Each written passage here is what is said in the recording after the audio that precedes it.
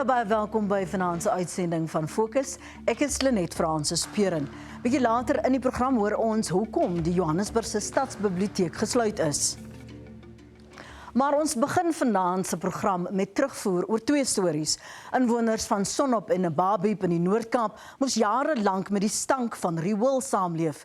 Die Nama Khoi Munisipaliteit gaan nou die nabygeleë vervalle rioolsuiweringswerke opgradeer teen 'n koste van R20 miljoen. Fokusregisseur Keith Suister het hierdie besonderhede. Die inwoners van Sonop woonbuurt langs Nababeep word direk deur hierdie rioolprobleem geraak.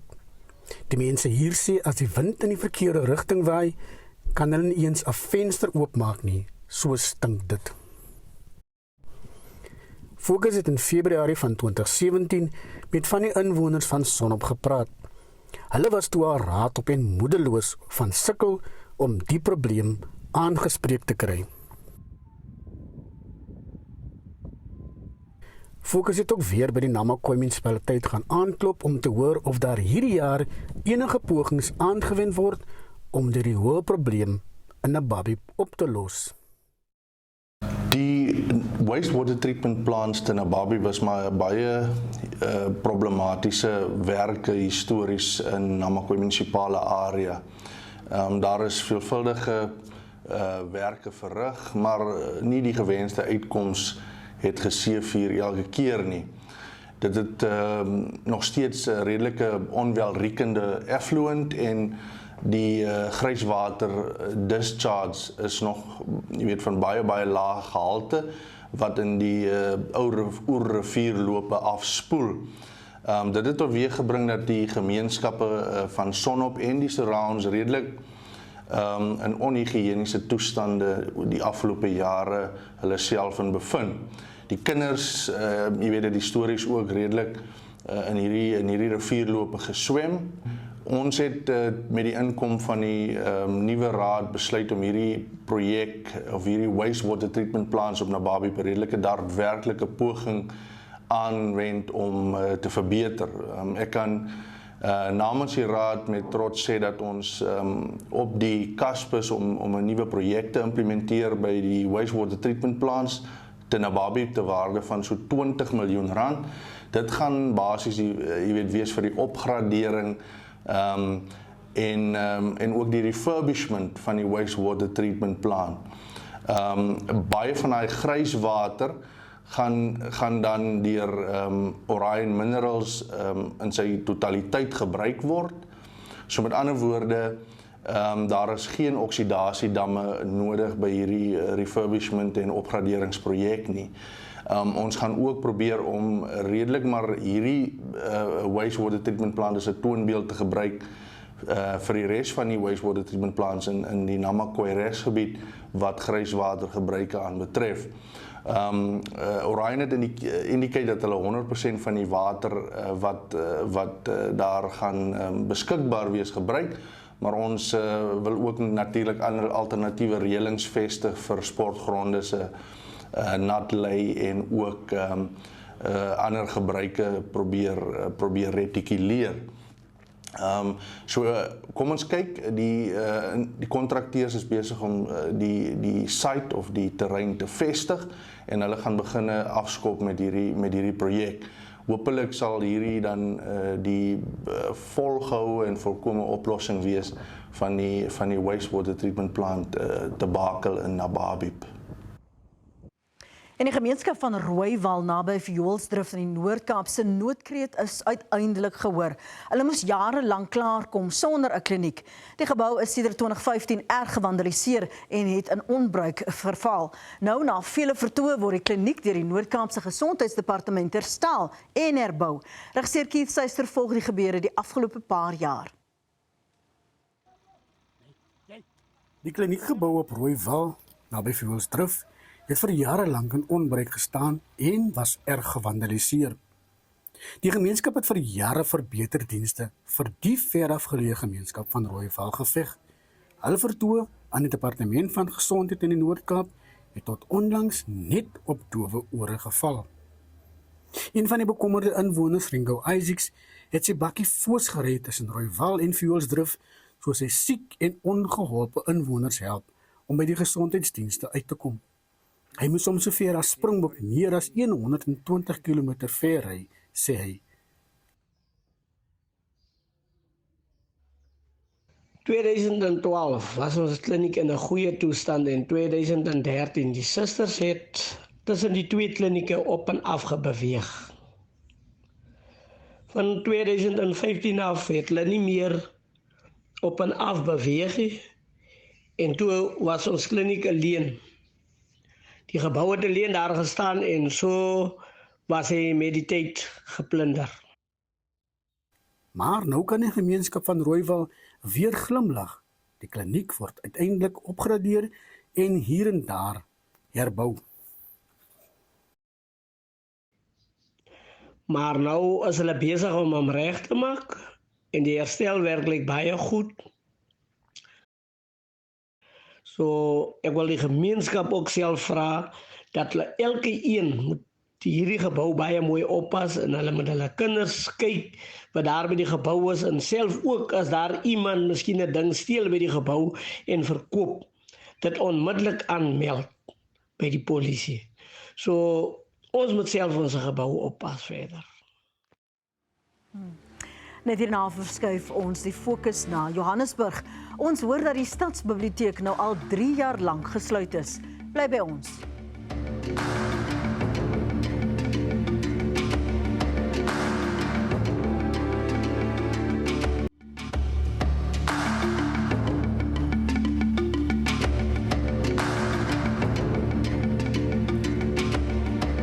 Welkom terug by Fokus.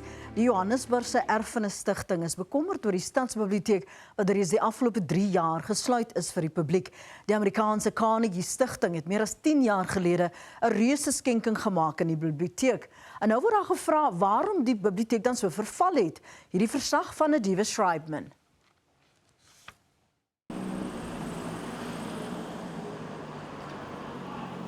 Dis beskryf as die hart van die stad en voltooi in 1935. Die Johannesburgse Stadsbiblioteek het in 1974 die eerste biblioteek in die land geword wat oopgestel is vir mense van alle rassegroepe. Gebou in die Johannesburgse middestad staan die biblioteek oorkant die ANC hoofkwartier Lutulihuis. Aan die buitekant van die gebou, bokant die hoofingang, is die Latynse woorde wat die biblioteek se doel weerspieël uitgekerf. Libri thesaurus animi, die biblioteek, 'n skatkis vir die verstand. Maar bekommerde inwoners van Johannesburg het met ons kontak gemaak om te laat weet, die biblioteek is toe sedert die COVID-19 uitbreking. Dis nie die eerste keer wat die biblioteek vir die publiek gesluit is nie. Van 2009 tot 2012 was dit gesluit vir herstelwerk wat moontlik gemaak is deur 'n skenking van 68 miljoen rand van die New York gebaseerde Carnegie Stigting. Die lewenslange erepresident van die Johannesburgse Stigting verduidelik die belang van die biblioteek. The library is, of course, a great treasure, and I don't know that I need to elaborate on that, but it's something that we in the Heritage Foundation, we use all the time because I really don't know where else we'd look for very early information on Joburg. And of course, you know, things like street directories, early telephone directories, valuation rolls. These are absolutely vital for the sort of research we're doing on old buildings in Johannesburg. So when we discovered that it had been closed, we were, you know, horrified. But we assumed that it was going to be opened again fairly soon. So we let a few months go by before we started getting agitated because we couldn't get hold of any information. Anyway, so I managed to write and express my shock at not being able to obtain information, and was allowed then to go in once sort of every month and collect valuation rolls from the public library, which we then take back, scan and return. At that stage I was just observing that there was scaffolding all the way around it, But nothing seemed to be happening inside. So I was very perturbed about this because scaffolding costs a fortune. When I asked, I was told they're cleaning the gutters. Then when I was there one day, they told me, I got a shock and I was told, you can't come next month. We're being closed entirely. All the librarians are going to other branch libraries. They're being sent all over the city. Flou sê die gebou wat sy vir meer as 'n jaar weekliks besoek het, is as gevaarlik verklaar vir mense. And I couldn't believe it, and neither could they actually. They really didn't have any explanations. And then when we started writing and complaining, we were told that there had been proper reports done, and there was a report on the fact that there was water leaking through the roof.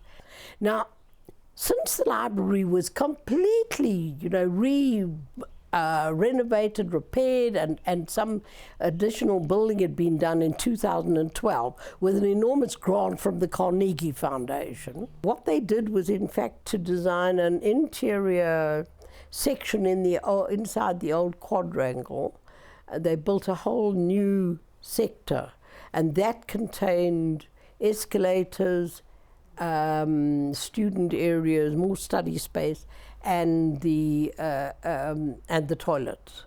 So that whole interior block, I believe that's the part that's leaking. To find that again 10 years later, the thing isn't any good. And it turns out that in 2019 they had noticed water leaks. Well, in a library you don't want water leaks. Obviously that's an emergency situation. So it seemed extraordinary that they hadn't reacted to this. Anyway, they wouldn't reveal what was going on. I asked, please, can we come in and look and see what the real problems are? No, it's too dangerous. I said, I'll wear a hard hat. Well, wear a hard hat. No, we can't bring our engineers in, our architects. No, it's not possible because it's so dangerous for human beings. Sy sê na talle versoeke oor 'n lang tydperk, het die stigting uiteindelik amptelike verslae ontvang oor die sogenaamde gevare wat die gebou inhou. Die verslag oor die strukture het bevind dat die gebou veilig is om die tonne gewig van die biblioteek se vragboeke te dra. Sy sê sy was ontstel toe sy berigte lees oor die brandgevaar. Daar's verwys daarna dat brandblussers as 'n deurstop gebruik word, terwyl talle noodbranduitgange gesluit was. There were problems like that, which are really problems of management. I'm afraid that's a matter of discipline. We don't believe that the entire library needed to be locked.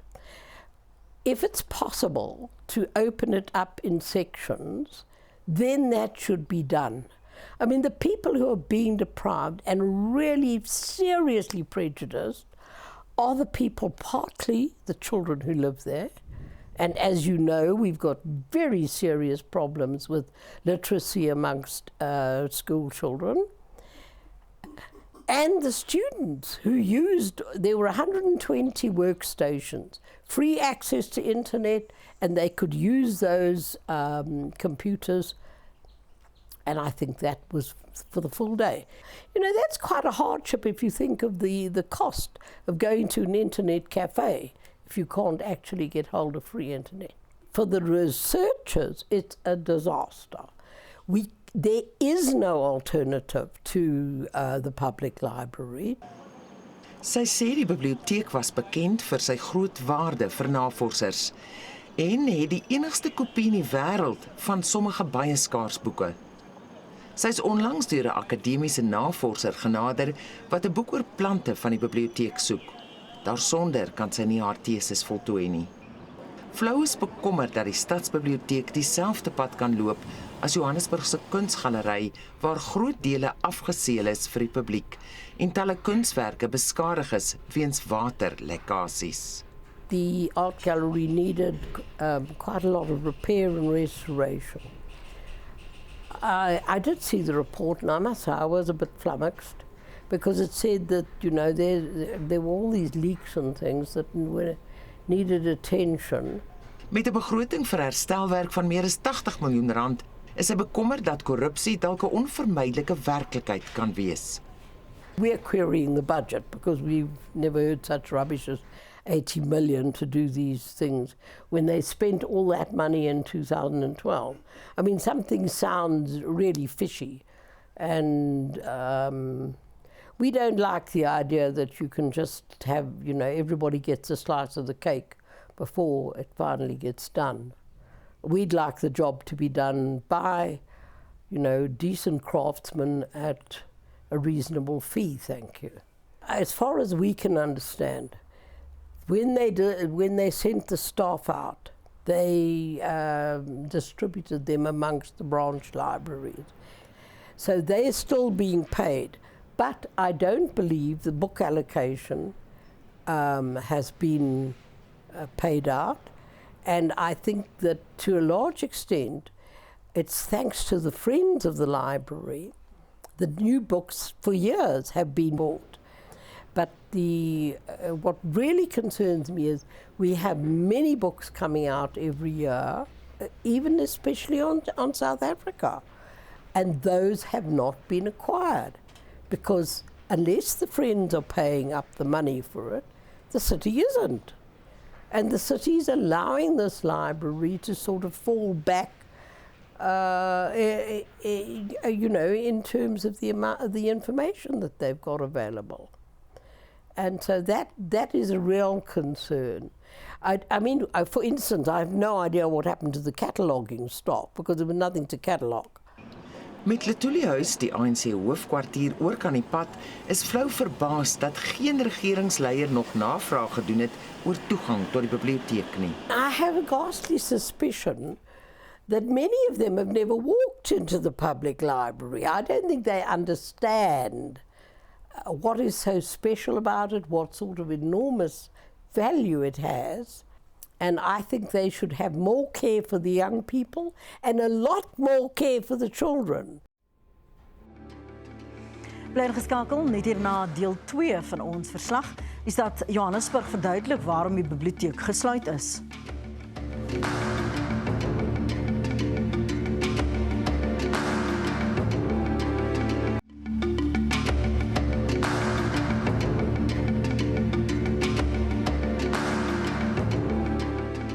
In deel 2 van Nadiwe Schreibman se verslag hoor ons hoekom die Johannesburgse Stadsbiblioteek al die afgelope 3 jaar vir die publiek gesluit is. Sy by die stad Johannesburg gaan aanklop.